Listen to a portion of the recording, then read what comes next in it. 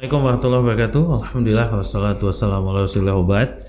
Pemirsa Syah TV yang dirahmati Allah, kita ketemu lagi di program Bincang Agama Raih Pahala.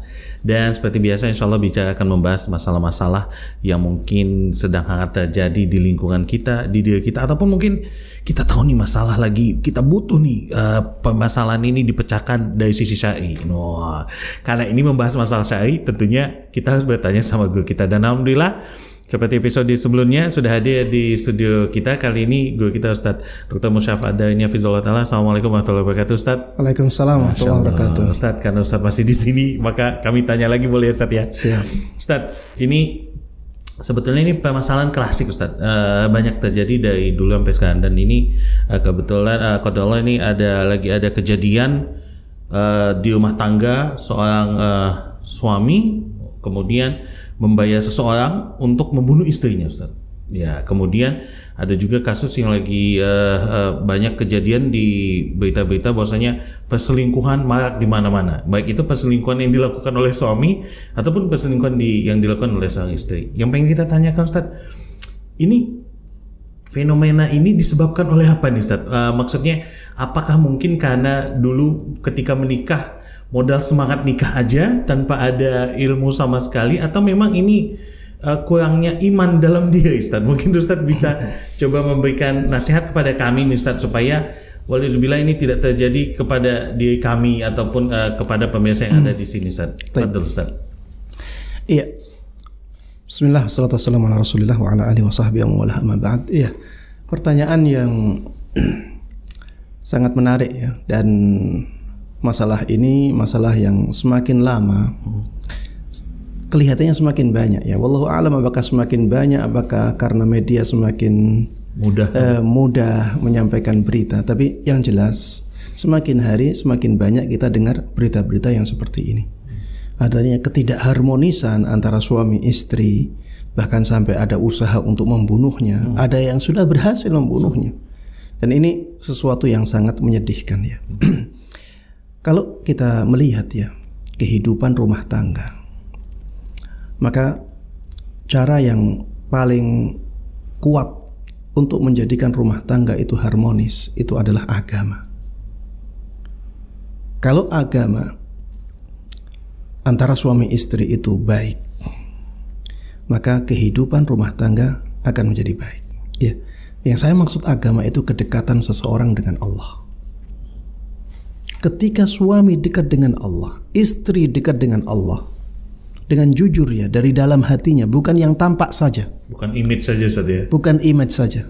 Bukan dari luarnya saja, tapi memang dalam hatinya mereka benar-benar orang yang saleh di mata Allah Subhanahu wa taala. Itu insya Allah rumah tangga akan sangat harmonis sekali. Bisa digambarkan ya bahwa ada, kalau misalnya digambarkan ya, antara suami, istri, dan Allah itu seperti segitiga. Jadi sini yang kanan suami, kiri istri, kemudian yang paling atas adalah Allah. Semakin suami itu dekat dengan Allah dan istri semakin dekat dengan Allah, maka dia semakin dekat. Dia semakin harmonis. Dan itulah yang terjadi. Itulah yang terjadi ketika seseorang merasa ada masalah di dalam keluarganya dan ingin menjadi harmonis, maka kembali semuanya kepada Allah.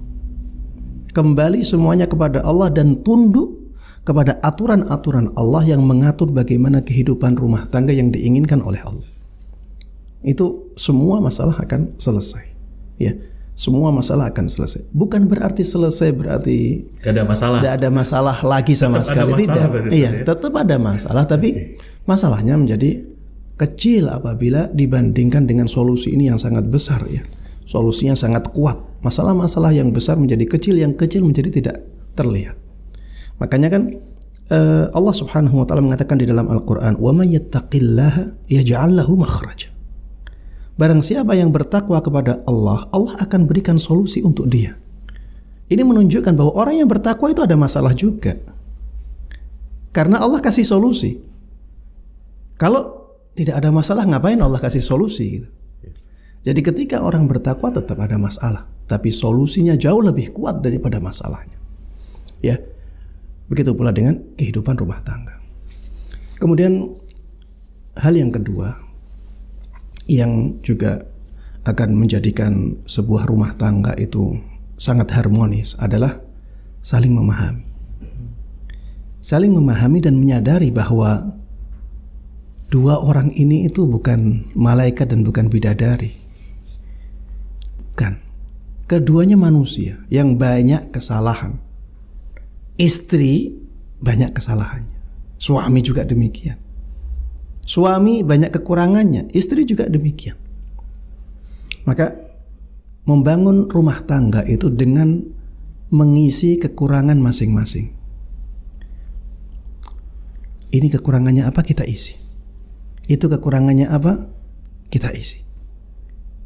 Itulah membangun keluarga. Ya, kita ingin membangun sebuah bangunan.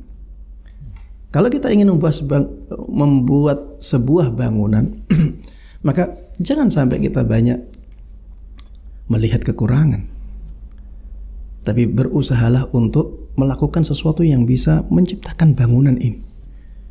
Yaitu dengan saling mengisi tadi. Dan saling menyadari bahwa memang setiap dari kita itu punya kekurangan.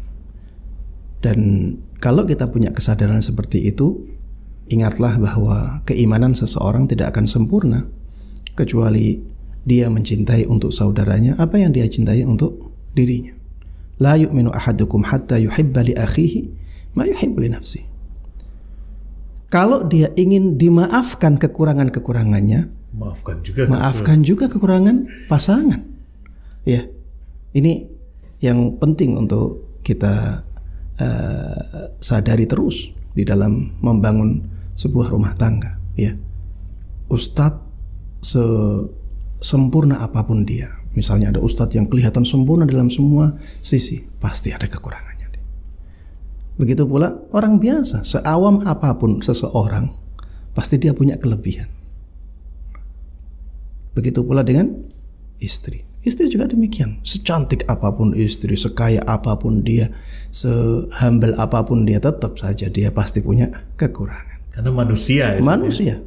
Begitu pula sebaliknya. Sebanyak apapun kekurangan dia, ada kelebihannya. Makanya Rasulullah SAW mengatakan, la yafraq mu'minun mu'minah. Jangan sampai seorang mukmin itu benci kepada mukminah. Ya, kalau kita terapkan ini dalam kehidupan berkeluarga, jangan sampai suami itu membenci istrinya. Kalau dia tidak suka pada satu perangainya, dia akan suka kepada perangainya yang lain. Ada kebaikan-kebaikan pada istrinya. Ya, dan dengan kita menyadari hal ini akan terwujud semangat untuk saling memaafkan. Dia ingin dimaafkan, maka maafkan orang lain. Ya, dan itu akan benar-benar membangun kehidupan rumah tangga yang harmonis, kehidupan rumah tangga yang kuat. Kemudian yang juga penting untuk kita sadarkan, untuk kita sadari di sini juga, untuk kita ingat-ingat terus ya, kehidupan rumah tangga itu jangan sampai kita berpikir siapa yang salah, siapa yang benar, siapa yang kalah, siapa yang menang. Egonya seperti itu. Jangan sampai, oh kamu yang salah. Itu jangan ya memang kita penting mengetahui itu, tapi jangan ditekankan di situ. Kalau tahu siapa yang salah, ya sudah kita lewati itu. Bukan dijadiin senjata buat nyerang, Ustaz ya. Kita lewati itu, kita katakan sekarang kesalahan sudah terjadi. Apa yang harus dilakukan untuk menutupi kesalahan ini atau untuk menghapus kesalahan ini? Itu yang harusnya dilakukan. Menang kalah ini juga jangan sampai kita utamakan di situ. Yang penting saya menang. Yang penting kamu yang kalah. Itu jangan sampai seperti itu, karena kita berumah tangga itu untuk membangun bangunan tadi, ya. Bukan untuk mengetahui siapa yang kalah, siapa yang menang, siapa yang salah, siapa yang benar. Kalau tujuannya hanya untuk mengetahui siapa yang menang, siapa yang kalah, siapa yang benar, siapa yang salah, ya setelah itu kalau kehidupan rumah tangga hancur, apa gunanya? Dan bakal kejadian lah itu, kejadian suami membunuh istri dan gitu juga sebagainya. Iya, seperti itulah. Wallahu a'lam. Ya Ustaz, tapi kalau boleh nanya Ustaz, menjaga pandangan penting juga Ustaz. Kadang kan istri ataupun suami suka membandingkan, contoh tuh istrinya si fulan dia begini. Boleh juga nggak gitu Ustaz? Iya, ini antum mengingatkan ada pada poin yang sangat penting ya Ustaz. dalam kehidupan rumah tangga. Jangan sampai kita banding-bandingkan istri kita dengan yang lain. Istri juga jangan bandingkan suami dengan yang lain. Jangan bandingkan suami kita dengan suami orang lain. Karena ini akan menjadi sangat menyakitkan. Istri itu tidak suka dibandingkan dengan istri yang lain. Maka istri jangan membandingkan suami dia dengan suami yang lain. Tutup itu. Pintu ini tutup. Kalau ingin nasihati, tapi jangan bandingkan. Dan sebenarnya ini juga berlaku pada orang lain, berlaku pada anak kita. Kalau kita nasihati anak, jangan nasihat itu, lu lihat anak si fulan seperti itu. Itu sebenarnya menyakitkan.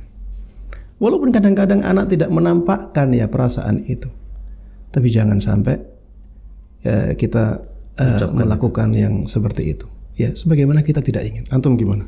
Gak mau juga. Kalau istri antum banding-bandingkan antum dengan suami yang lain, antum nggak mau. Gak mau Ustaz. Dan itu akan menyakitkan. Begitu pula dengan istri. Seringkali saya melihat ya, ada orang yang ingin orang lain memperlakukan dia baik, tapi dia nggak melakukan hal yang sama kepada orang lain. Suami jangan menuntut istri memahami dia, kemudian suami tidak memahami istri. Sebaliknya juga demikian. Jangan sampai istri ingin difahami oleh suami, sedangkan dia nggak memahami suaminya. Kita harus menempatkan diri kita sebagaimana kita ingin ditempatkan. Ya, itu tadi hadis tadi. Nah, Nabi kita Muhammad SAW, la yu'minu ahadukum hatta yuhibba li akhihi ma yuhibbu li nafsi. Tidak sempurna iman salah seorang dari kalian sampai dia menginginkan kebaikan untuk saudaranya sebagaimana dia inginkan kebaikan untuk dirinya. Kalau orang sekarang mengatakan engkau adalah diriku, Rasulullah SAW sudah melewati itu. Dia adalah diriku.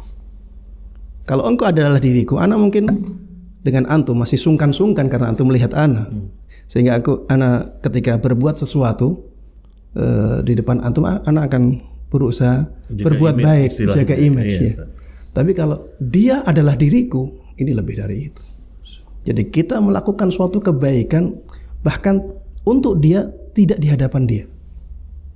Harusnya kita juga seperti itu ya. Ini termasuk nilai-nilai yang sangat tinggi di dalam Islam yang seringkali tidak disadari oleh kaum muslimin sendiri. Ya, mudah-mudahan Allah Subhanahu wa taala memperbaiki keadaan kita. Amin amin ya rabbal alamin. Jazakallahu khair Ustaz. Faedah yang luar biasa sekali Ustaz.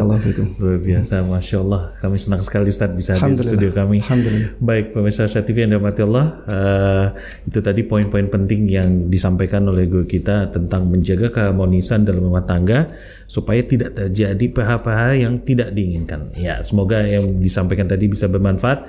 Kita tutup pertemuan bicara kita kali ini dengan doa kafaratul majlis. Subhanakallahumma bihamdika asyhadu an la ilaha illa anta astaghfiruka wa atubu ilaik. Assalamualaikum warahmatullahi wabarakatuh. Waalaikumsalam warahmatullahi wabarakatuh.